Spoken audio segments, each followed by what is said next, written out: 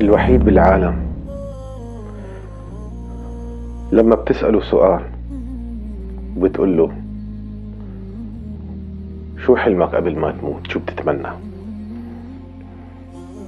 هذا الرجل الوحيد بالعالم شو بقول؟ بجاوبك وبقول لك حلمي اني امن على اولادي فلان وفلاني، يا ريت الله يرزقني اشتري لك واحد بيت قبل ما اموت. يا من لديك أبا أهملت طاعته، يا من لديك أب أهملت طاعته، لا تنتظر طاعة إن صرت أنت أبا. أكثر شيء تفتقده، أكثر شيء تفتقده.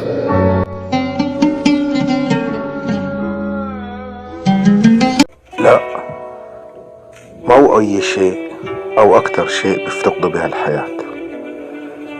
أكثر شخص بفقد له بهاي الحياة بشتاق له هو أبي، هو أبي، هو أبي، هو أبي، أبي عليه رحمة الله. نعم نعم نعم، أبي أبي أبي أبي، ومن مثله أبي.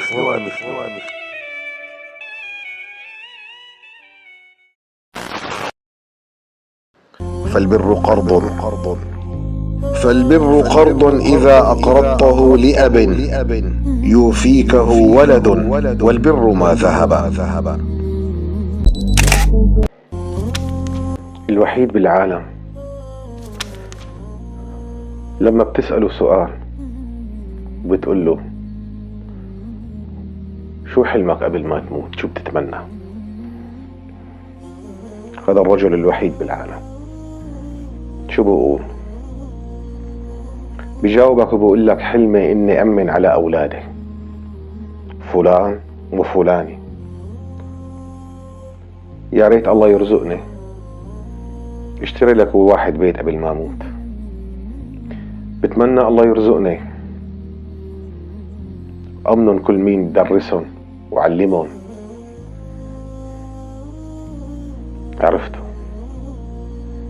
عرفت مين هو الرجل؟ انه الاب.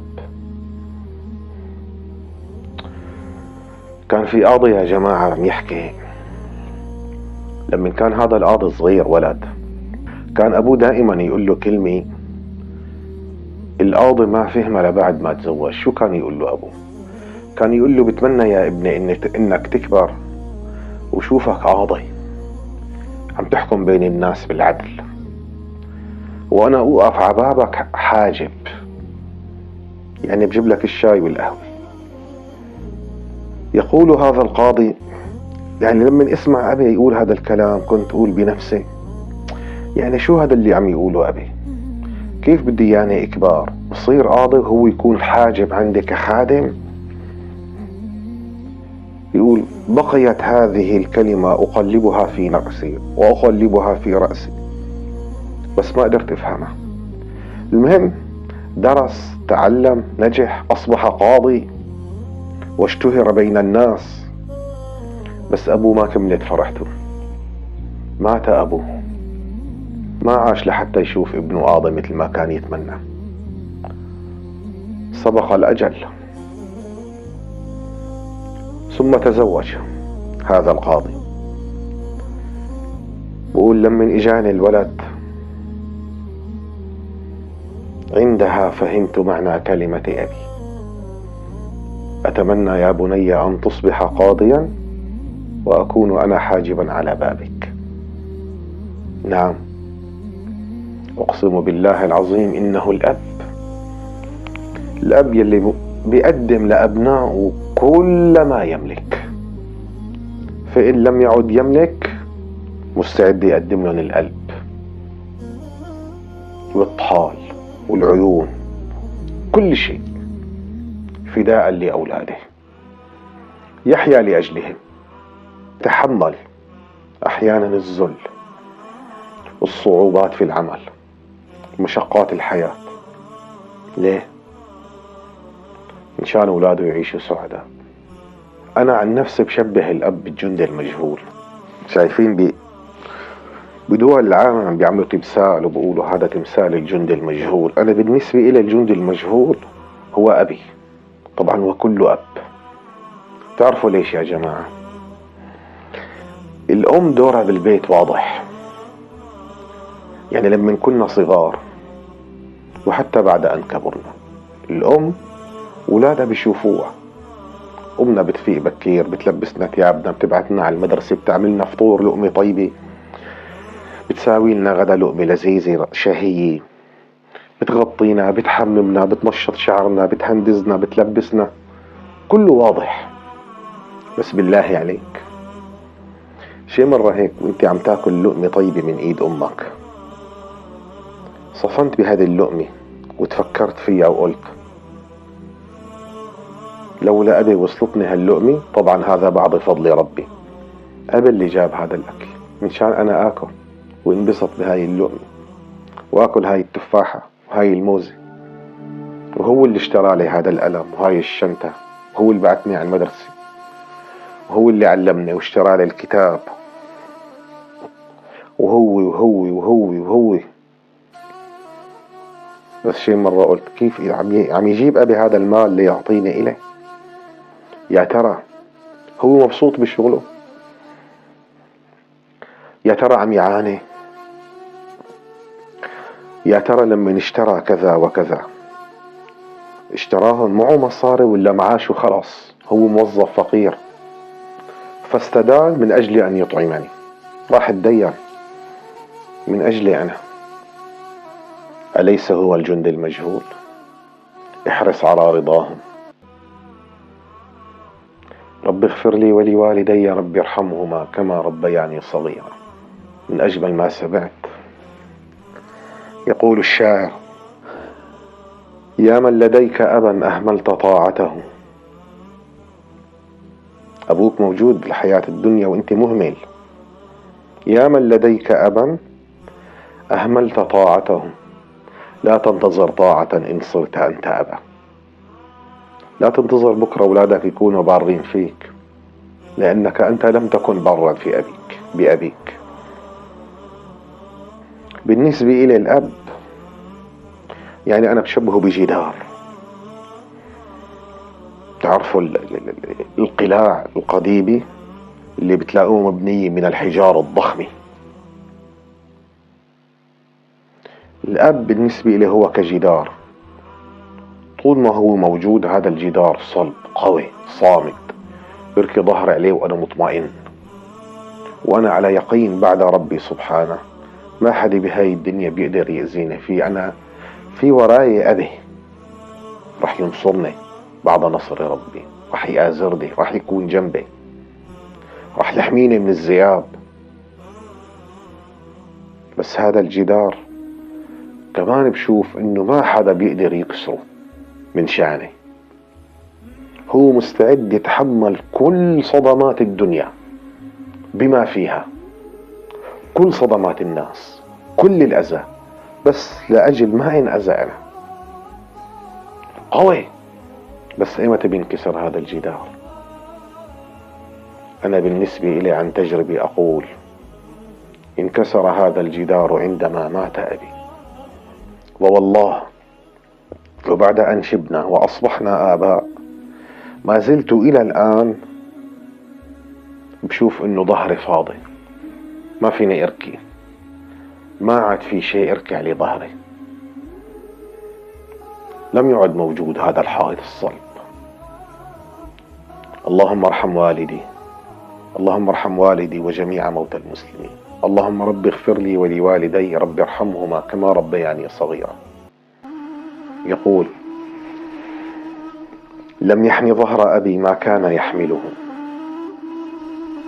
لكن ليحملني من أجل ينحدبه.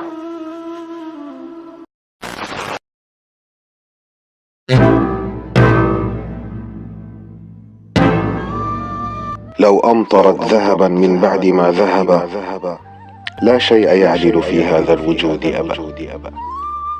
لو أمطرت ذهبا من بعد ما ذهب، لا شيء يعدل في هذا الوجود أبا. ما زال في جبهتي من عطر قبلته، ما زال يطعمني التفاح والعنب، ما زلت في حجره طفلا يلاعبني، تزداد بسمته لي كلما تعب.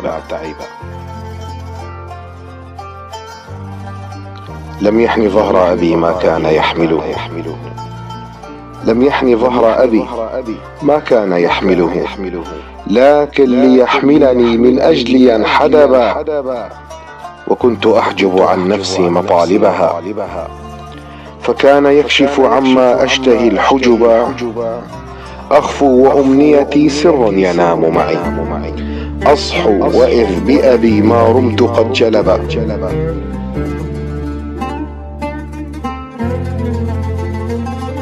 كفاه غيم وما غيم ككف أبي، كفاه غيم وما غيم ككف أبي، لم أطلب الغيث إلا منه من سكب.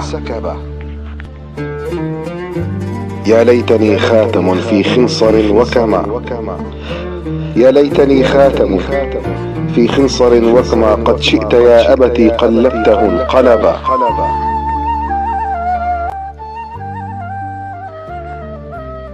يا ليتني الأرض، يا ليتني الأرض تمشي فوقها فأرى من تحت نعلك أني أبلغ الشهب.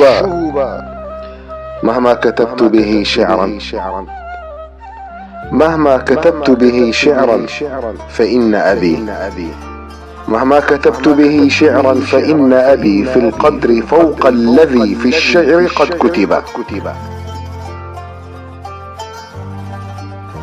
يا من لديك أبا أهملت طاعته، يا من لديك أب أهملت طاعته، لا تنتظر طاعة إن صرت أنت أبا. فالبر قرض، فالبر قرض إذا أقرضته لأب يوفيكه ولد، والبر ما ذهب.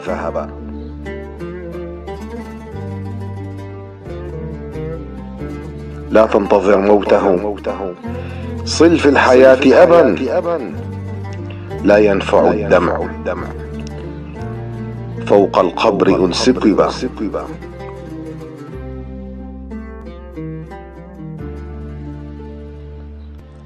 لا تنتظر موته، صل في الحياة أبا، لا ينفع الدمع، لا ينفع الدمع،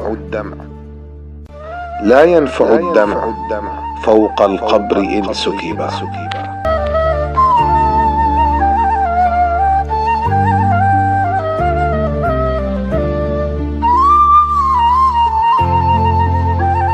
اللهم ارحم والدي وأموات المسلمين.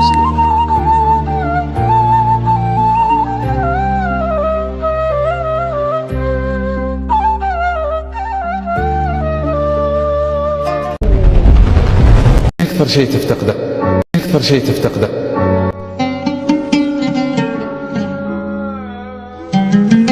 لا، ما هو أي شيء أو أكثر شيء بيفتقده بهالحياة. أكثر شخص بفقد له بهاي الحياة بيشتاق له هو أبي، هو أبي، هو أبي، هو أبي، أبي عليه رحمة الله. نعم نعم نعم، أبي أبي أبي أبي، ومن مثله أبي.